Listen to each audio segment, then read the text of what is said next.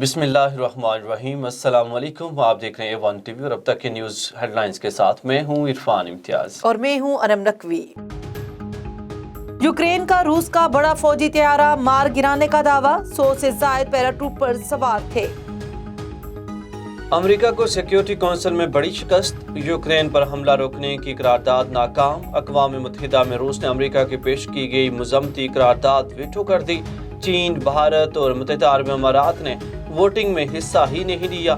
Security council کے 11 ارکان نے قرارداد کے حق میں ووٹ دیا۔ دوسری جانب سیکریٹری جنرل اقوام متحدہ کا روسی فوج سے واپس بیرکو میں جانے کا مطالبہ۔ یہ وقت بہت مشکل ہے، یوکرین کے مستقبل کا فیصلہ ابھی اور اسی وقت ہونے والا ہے۔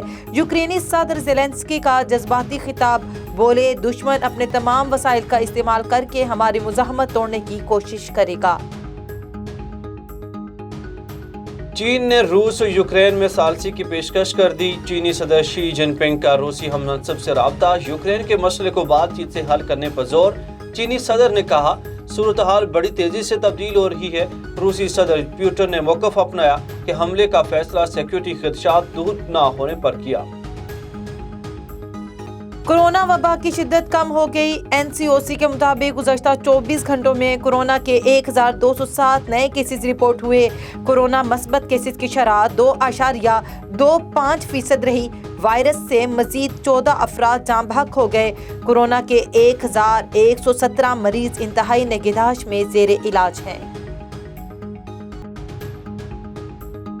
پنجاب اور خیبر پختونخوا میں بارش اور ژالہ باری، فیصل آباد، جنگ، خوشاب، سرگودا، چنیوٹ میں ژالہ باری، لاہور میں کہیں ہلکی اور کہیں تیز بارش، بجلی کا نظام متاثر، کئی علاقے اندھیرے میں ڈوب گئے۔ کشمیر اور گلگت بلتستان کے بالائی علاقوں میں برف باری اور میدانی علاقوں میں بارش، خنکی بڑھ گئی اور جاتی سردی پھر لوٹ آئی۔ ہیڈ لائن سے فی الوقت اتنا ہی۔ مزید خبروں اور اپڈیٹس کے لیے دیکھتے رہیے A1 TV۔ A1 TV، سب پہ نظر، اندر کی خبر۔